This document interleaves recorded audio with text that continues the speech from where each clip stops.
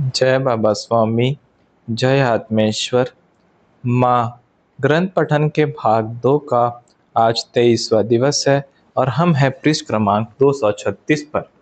श्री गुरु माता आगे लिखती हैं। ट्रेन चल पड़ी। पूरे डिब्बे में मैं अकेली महिला थी तो थोड़ा अजीब लग रहा था।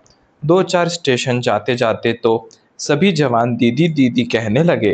रात का भोजन, सुबह की चाय सेना के जवानों ने लाकर दी। उनकी उम्र मुश्किल से 18 से 20 वर्ष होगी। उनकी मस्ती, उनका मजाक वातावरण को जीवंत बनाए रख रहा था। मेरा स्वेटर बुनना भी चल ही रहा था। ट्रेन में दूसरी रात होने को थी। कॉलेज के 4-5 छात्र मेरे पास आए और उन्होंने पूछा, 2 बाथरूम के बीच में जो सामान है वह आपका है? क्यों, क्या हुआ? नहीं मैडम, वो हमारा रिजर्वेशन नहीं है। आप हाँ कहे तो उन बक्सों पर हम सो जाए। कहाँ तक जाना है? गुवाहाटी तक। अच्छा ठीक है, मैंने कहकर राहत की। प्रिय श्रोताओं, पृष्ठ क्रमांक 236 के बाद मेरे पास जो पुस्तक है उसमें सीधा पृष्ठ क्रमांक 253 आ चुका है। तो बीच के 17 पेजेस जो है वो इस पुस्तक में प्रिंट नहीं हुए हैं, तो उसका पठन मैं आप लोगों तक नहीं पहुंचा सकता, उसके लिए मुझे माफ़ कीजिएगा। अब आगे सुनते हैं। जब गुरु माता अपने लक्ष्य पर पहुंच गई और गुरुदेव के साथ आगे बात करते हैं, तो 253 पेज में आगे लिखते हैं, सुनिए ना, एक और बात पूछनी है। ईश्वर और गुरु शक्तियाँ क्या अलग अलग है? न जाने क्यों पर मुझे लगता है कि सब मिलाकर एक ही है। हमारी संस्कृति में ईश्वर एक नहीं अनेक है। सारे विश्व का सोचो तो न जाने कितने धर्म हैं, पंथ है, संप्रदाय है। प्रत्येक धर्म, पंथ, संप्रदाय ईश्वर के किसी साकार या निराकार स्वरूप को मानता है। मुझे लगता है इन सभी के रूप अलग है, भिन्न है, किंतु उनमें निहित शक्ति एक ही है। शक्ति अदृश्य है, जो दिखता है वह रूप है। यदि उस सूक्ष्म, उस सकारात्मक, आनंददायी, निर्मल, निश्चल, सृजनात्मक शक्ति से संपर्क करना हो तो हमारे भीतर जो अदृश्य है उसी के माध्यम से यह संभव होगा। देह तो स्थूल है, किंतु आत्मा सूक्ष्म है। आत्मा ही उस निराकार से, उस सकारात्मक शक्ति से संपर्क कर सकती है, संबंध स्थापित कर सकती हैं। सच कहूँ तो इसीलिए ईश्वर और गुरु शक्तियाँ मुझे एक ही लगती है। मैं नहीं जानती कि मेरी ये सोच सही है या नहीं। आप ही बताइए, मेरी यह सोच, मेरी यह मान्यता सही है या गलत? तुमने जो भी कहा वह तुम्हारी सोच या मान्यता नहीं है, वह तुम्हारी आत्मा की आवाज़ है। आत्मा की आवाज़ कभी गलत नहीं होती। ये बहुत अच्छा है कि तुम आत्मा की आवाज़ सुनती हो और उसकी बातों को मानती भी हो। ऐसा करने से तुम सदा सत्य मार्ग पर ही रहोगी। एक बात सदैव याद रखना कि ईश्वर तुम्हें किसी बात के लिए, किसी कार्य के लिए तैयार कर रहा है। इसीलिए सदा आत्मा को चुनो। इच्छा तो यही थी कि चर्चा चलती रहे, किंतु धूप तेज होने लगी थी। स्कूल भी जाना था। कुछ दिनों से मुझे कुछ अनुभव हो रहा था, किंतु उस अनुभव के लिए योग्य शब्द नहीं थे। सारे कार्य हो रहे थे। ये देह कार्य कर रही थी। स्कूल में मैं पढ़ा रही थी। छात्र भी शांति से पढ़ रहे थे, किंतु अपने आप को अलिप्त पा रही थी। ये देह क्या पढ़ा रही थी पता नहीं। इन 2-3 दिनों से शायद किसी शिक्षक शिक्षिका ने मुझसे बातें नहीं की या मैंने जवाब नहीं दिया। पता नहीं कब घर के काम होते, कब बच्चों का गृह कार्य करवाती, कब सोती थी। पता नहीं। ये 2-3 दिनों के लिए बाहर गए थे। ये आए पर शाम ढल चुकी थी, इसीलिए सुबह इनसे पूछूंगी ऐसा सोचा। मैं सोच सकी, यह सोचकर भी आश्चर्य हुआ, क्योंकि कुछ दिनों से तो मैं सोच भी नहीं पा रही थी। सुबह इनसे पूछना है यह याद था, पर सुबह उठने पर हाथ पैर मुंह धोकर दीपक प्रज्वलित किया और दीपक को प्रणाम किया। प्रणाम करने पर कुछ तो हुआ। मैं सीधी बैठ गई, आंखें मूंद गई। मुझे कई तरह के दृश्य दिखाई दिए। उन दृश्यों में मैं थी, किंतु मेरा रूप अलग था, देह अलग थी। मैं शायद कोई राजकन्या या किसी सामंत श्रेष्ठी की पुत्री थी। कोई आनंद का प्रसंग चल रहा है, मैं भी बहुत प्रसन्न हूँ, किंतु अचानक शोर आता है और कोई शत्रु राजा सभी परिवारजनों की हत्या कर मुझे बंदी बनाते हैं। फिर भीषण युद्ध होता है। युद्ध में विजयी व्यक्ति मुझे युद्ध क्षेत्र में लाता है। वहां समस्त क्षेत्र में मृत देहों पर गिद्ध मंडराते हैं, उन्हें नोचते हैं, खाते हैं। सर्वत्र छत विछत अवस्था में मुझे अपने परिजन तथा राष्ट्र के योद्धा दिखते हैं। यह सब मैं सहन नहीं कर पा रही हूँ। अपनी विजय से वह राजपुरुष अत्यंत प्रसन्न है। वह अपना रण कौशल्य, अपनी वीरता का प्रदर्शन करने, मुझे अपने पौरुष से आकृष्ट करने यहाँ लाया है। वह मेरे प्रति अपने मन के भावों का प्रदर्शन करता है तथा मुझसे विवाह के लिए निवेदन भी करता है। मैं उसकी स्थिति भी समझ पा रही हूँ। उसे मुझसे विवाह करना ही था, किंतु मेरे परिवारजन उससे मेरा विवाह कभी न करवाते, क्योंकि वह शत्रु राष्ट्र का राजपुरुष है। मेरा मन अत्यंत विचलित है, उद्विग्न है। मैं सकती जिसने इस नश्वर देह के मोह में पढ़कर न जाने कितने निरपराध लोगों के प्राण हरे। मेरे परिवारजन, सैनिक तथा निरपराध नागरिकों की हत्या इस देह के कारण हुई है। न ये देह होती, न कोई इसके मोह में अंधा होता और न ये मृत्यु का तांडव होता। मैं अपने अपराध बोध से अत्यंत उद्विग्न अवस्था में चल पड़ी हूँ। मार्ग में मुझे अत्यंत तेजस्वी योगी दिखते हैं। मैं उन्हीं के पीछे चलने लगती हूँ। उनके दर्शन मात्र से मन की उद्विग्नता बहुत ही कम हो गई है। अब मन हल्का लग रहा है, जैसे कई मन का भार उठाए मैं चल रही थी, किंतु उनके दर्शन से ही यह भार उतर गया। यह योगी कौन है, इसका पता तो उनके स्थान पर पहुंचकर ही होगा। इनके संग के लोग उन्हें गौतम बुद्ध कहते हैं। अच्छा, तो ये कपिल वस्तु के राजा सुद्धोधन के पुत्र सिद्धार्थ गौतम बुद्ध है। मैं उनसे दीक्षा लेती हूँ। दीक्षा लेते समय केश दान करने होते हैं। अच्छा है, केश सौंदर्य को द्विगुणित करते हैं। जब केश ही नहीं होंगे तो सौंदर्य तो अपने आप नष्ट हो जाएगा और फिर मेरे कारण कहीं भी मृत्यु का तांडव नहीं होगा। गौतम बुद्ध ही मुझे इस पाप के भार से मुक्त कर सकेंगे। मैं स्वयं ही अपने आप को क्षमा नहीं कर पा रही हूँ। शायद वे ही मुझे इन पापों से मुक्ति का मार्ग दिखाएंगे। मैंने दीक्षा ली है। अब मैं शांति का अनुभव कर रही हूँ। मैं पाकशाला में सेवा देती हूँ तथा तथागत से मिलने आने वाले को भी सेवा प्रदान करती हूँ। ध्यान करने से मन शांत रहने लगता है, किंतु अभी भी मन में स्वयं को क्षमा नहीं किया है। तथागत बुद्ध के सानिध्य में अंदर बाहर सर्वत्र शांति है, असीम शांति। इस शांति को भीतर स्थापित कैसे करूं? क्या करूं? आह, मैं इतनी भाग्यशाली क्यों नहीं हूं कि सदैव गुरु सानिध्य में रह सकूं, सदैव उस शांति का अनुभव कर सकूं, उस आनंद सागर में आकंठ डूबी रहूं। मन सदैव आनंदित रहे, इसके लिए क्या करूं? मैं मृत्यु सैया पर हूँ। श्री चैतन्य मूर्ति बुद्ध स्वयं मुझे समझा रहे हैं। तुमने सभी को क्षमा किया है, अब स्वयं को भी क्षमा कर दो। तुमने स्वयं तो कुछ भी नहीं किया और ना ही तुम्हारे प्रेरणा से किसी ने वह किया। जो होना था हो चुका, समय आगे बढ़ चुका। तुम भी आगे प्रयाण करो। इस मन के भार को यहीं त्याग दो।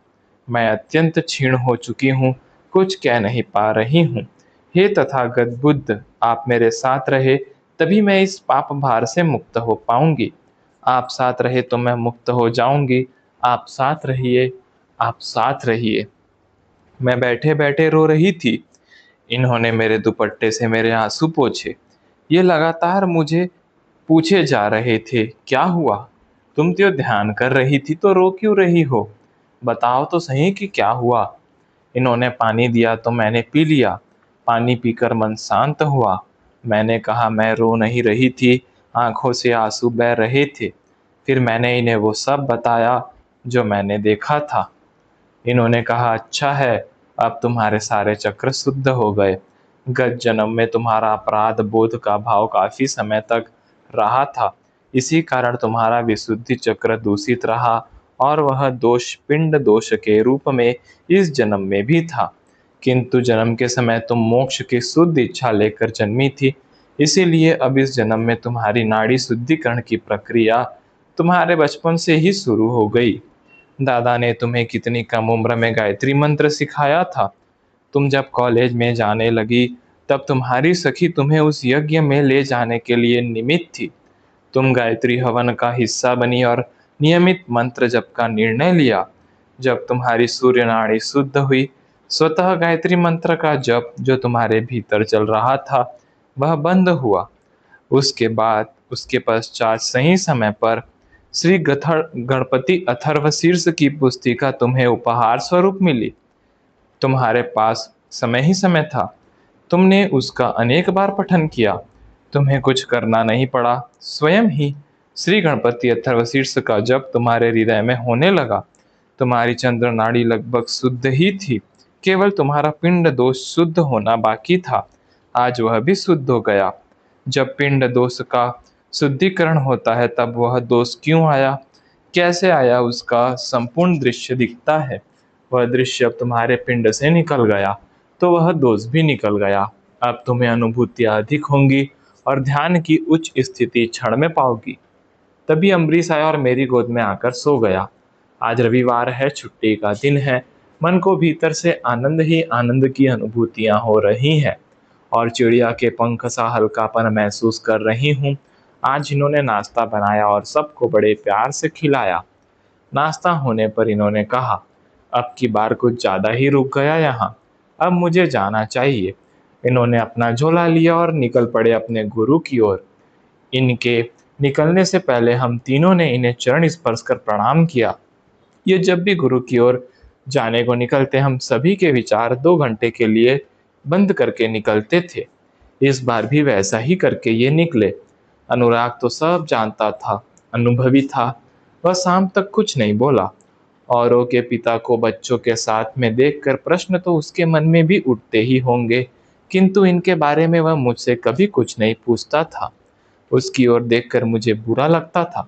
कभी कभी लगता था कि परिस्थितियों ने उसे असमय ही परिपक्व बना दिया है। अम्बरीश ने मुझसे पूछा, आई, शाम हो गई, बाबा को सब्जी लेने में बहुत ज्यादा समय लगा, अभी तक क्यों नहीं आए?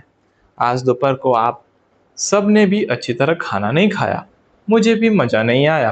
अभी बाबा आएंगे ना, तब मैं बाबा के साथ खाना खाऊंगा। आई, बाबा कब आएंगे? आई, बाबा कब आएंगे? बेटा, अब की बार बाबा उनके गुरु के पास गए हैं। उनके गुरु का घर तो बहुत दूर है ना, इसीलिए वे थोड़े दिन वहां रहेंगे। उनके गुरु जब उनसे कहेंगे तब वो यहाँ आएंगे। बाप रे, इतने बड़े बाबा! फिर भी उनको मे आई कम इन टीचर और मे आई गो आउट मैडम ऐसे पूछना पड़ता है। इतने बड़े हो गए तो भी? उसके इस मासूम सवाल पर अनुराग को और मुझे दोनों को हंसी आ गई। वातावरण का भारीपन कुछ हद तक कम हुआ। मैंने कहा, चलो पोलो पार्क चले। दोनों खुश हो गए। मैंने एक थैले में 2 छाते, एक गेंद और बिस्कुट का एक पूड़ा रखा। जल्दी से हम तैयार होकर पोलो पार्क गए। यह पार्क अधिक दूर नहीं था। 10-15 मिनट चलकर हम इसके नजदीक पहुंच गए। पार्क पहाड़ी पर था।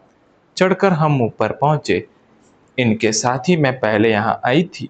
इन्होंने तब कहा था, यह पार्क बहुत अच्छा है, बड़ा है और सुरक्षित भी है। बच्चे अकेले भी यहाँ वहाँ जाए तो भी गिरने का भय नहीं है। जब भी कभी मन अस्थिर हो, विचलित हो तो यहाँ आना, तुम्हें शांति का अनुभव होगा। सच, यहाँ कितना अच्छा लग रहा है। यहाँ से डूबते सूरज का नज़ारा कितना खूबसूरत है। सूर्यास्त से थोड़ा पहले से पक्षी अपने अपने घोंसलों की ओर उड़ने लगते हैं। बड़े पक्षी जो बहुत ऊपर से उड़ते हैं वे सही और गलत के निशान होते हैं। उसके सही के चिन्ह जैसी पंक्ति बनाकर उड़ते हैं और सुना है कि एक पक्षी आगे होता है, उसके पंखों के ऊपर नीचे करने से हवा में एक तरंग सी तैयार होती है। जब वे सही के निशान जैसा आकार बनाकर उड़ते हैं तब उन तरंगों के कारण पीछे आने वाले पक्षियों को कम श्रम करना पड़ता है। बच्चे बहुत समय तक गेंद से खेले। कुछ और बच्चे भी थे, वे भी इनके साथ खेलने लगे थे। मैंने भी पूरा पार्क देखा। यहाँ बहुत ही सुंदर वृक्ष थे। ऐसा प्रतीत हो रहा था मानो उन्हें विशेष आकार दिया हो। इन वृक्षों के पत्ते डालियों वाला भाग देखे तो सबसे ऊपर का एक तिहाई भाग गहरा गुलाबी था, उससे नीचे का एक तिहाई हल्का गुलाबी हरा सा, और उससे नीचे का अंतिम एक तिहाई हरे रंग का था। इतने सुंदर वृक्ष मैंने कहीं नहीं देखे। बच्चों के साथ जो बच्चे खेल रहे थे, मैंने उनसे पूछा, ये कौन से वृक्ष है? वे कुछ बोलकर चले गए। तभी अनेक भाई बहन या अभिभावक आए, तो मैंने उनसे भी वृक्षों के विषय में पूछा। वे बोले, नाहर का पेड़ है, इसका फूल गंध बहुत अच्छा। शाम गहराने लगी थी, हम घर की ओर चल दिए। रेडियो पर कहीं गीत बज रहा था। फिर वही शाम, वही गम, वही तन्हाई है। एक क्षण को मन में गीत के से भाव जागृत होने लगे, क्योंकि परिस्थिति गीत के शब्दों सी ही थी। दूसरे ही क्षण उन विचारों को झटक कर मैंने एक दूसरा गीत गुनगुनाना शुरू किया। ये वक्त न ठहरा है, ये वक्त न ठहरेगा, ये यूं ही गुजर जाएगा, घबराना कैसा। यह गीत मुझे अति प्रिय है। मैं गुनगुना रही थी तो अनुराग भी गुनगुनाने लगा। उसे गीत का अंतरा याद नहीं आ रहा था, तो वह धुन के स्वर में ना ना ना करके गाने लगा। फिर मैंने भी उसके सुर से सुर मिलाया। सागर के सीने से पाए हैं जब मोती, कोई सीप मिले खाली, घबराना कैसा। ये दुख सुख जीवन में आते और जाते हैं, दुख पहले आ जाए, घबराना कैसा। गाते गाते हम घर पहुंच गए और अब सभी की मनस्थिति भी संभल गई थी। घर में जाते ही हम सभी ने हाथ पैर मुंह धोए और दिया बत्ती करके शुभम करोति कल्याणम का पाठ किया और ध्यान किया। भोजन में बच्चों को पसंद के आलू के पराठे बनाए। दोनों ने भरपेट खाए। मैंने भी भोजन किया। न जाने कब कहाँ किससे मैंने सुना था कि जब मन दुखी हो तब अपना मनपसंद भोजन करने से दुख कम होता है। आज अनुभव करके देखा, सही था। बच्चों ने दूसरे दिन के बस्ते तथा स्कूल गणवेश तैयार करके रखा और सो गए। सोना तो मुझे भी था, किंतु बाहर इतना सुंदर चंद्र प्रकाश था कि मुझसे रहा न गया। मैंने दो कुर्सियां बाहर रखी तथा दरवाजा बंद किया। दोनों कुर्सियां आमने सामने पास पास रखी। एक कुर्सी पर बैठी तथा दूसरी कुर्सी पर पैर सीधे रखे। दोनों हाथ जोड़कर नागों से प्रार्थना की, हे नाग देवता, मैं कुछ समय यहाँ बैठूंगी तो कृपया मेरे तथा दरवाजे के आसपास न आए। फिर निश्चिंत होकर बैठ गई। आज सुबह जो हुआ था फिर उसी की याद आई। इन्होंने पहले ही कहा था कि कोई शुद्ध इच्छा बाकी है तथा एक पिंड दोष है, उसकी शुद्धि हुई, दोष दूर हुआ। शुद्ध इच्छा, सतत गुरु सानिध्य तथा मोक्ष प्राप्ति। कुछ अंश में यह इच्छा पूर्ण हुई है। ये अर्थात गुरु, इनका सतत सानिध्य मिला, क्योंकि चित्त में तो ये ही बसे हैं। पिंड दोष, यह दोष आया ही कैसे? पिछले जन्म में जो कुछ भी हुआ उसमें मैंने क्या किया था? कुछ भी तो नहीं। जिसने ऐसा कृत्य किया दोष उसका था। मैं बेकारी दोषों का टोकरा सिर पर लेकर जीती रही। गुरु सानिध्य की इच्छा और दोषों का बोझ, ये दो कारण थे जिस कारण मुझे मोक्ष प्राप्ति न हो सकी। काश उस जन्म में मैंने केवल साधना की होती, काश मैंने कोई इच्छा न की होती। मैं मूर्ख थी। मुझे लगा था गुरु सानिध्य से मोक्ष प्राप्ति होगी। शायद जानती न थी कि गुरु सानिध्य मोक्ष मार्ग तक हमें पहुंचाता है। ध्यान साधना करने को प्रेरित करता है, किंतु साधना स्वयं करनी होती है। मोक्ष की स्थिति साधना से ही संभव है। मुझे स्थूल रूप से गुरुदेव से मोह हो गया था। शायद तभी तो साधना करके भी अटक गई, मोक्ष मार्ग पर बढ़ न सकी। तो क्या यह जन्म लेने के लिए मैंने 2500 वर्ष इंतजार किया? पूरे 2500 वर्ष, क्योंकि गौतम बुद्ध को हुए 2500 वर्ष तो हो ही चुके होंगे। अब इस जन्म में मैं न तो किसी के मोह में पड़ूंगी और न तो किसी को मुझसे मोह करने दूंगी। नहीं नहीं गुरुदेव, मैं ऐसा कुछ भी करने में असमर्थ हूँ। आप ही मुझे मोह से मुक्त रखना। हाथ जोड़े न जाने कब तक बैठी रही। आंखें खोली तो मैं कुर्सियों पर बैठी थी। मैंने दोनों पैर नीचे रखे, कुर्सियां भीतर रखने लगी तो देखा वहां से 5 फुट के अंतर पर बड़े बड़े मोटे अनेक सांप थे। दोनों कुर्सियां भीतर रखी नाग देवता को भी धन्यवाद दिया, नमस्कार किया तथा मैं घर में आई। बिस्तर पर लेटते समय फिर एक बार प्रार्थना की, हे गुरुदेव, मेरे मन को इतना विरक्त रखना कि मैं प्रेम तो सभी से करूं किंतु मोह पाश में न बंध पाऊं। क्रमशः माँ ग्रंथ पठन के भाग 2 का आज समापन हुआ। मिलते हैं आपसे अगले ग्रंथ में। तब तक के लिए जय बाबा स्वामी, जय आत्मेश्वर।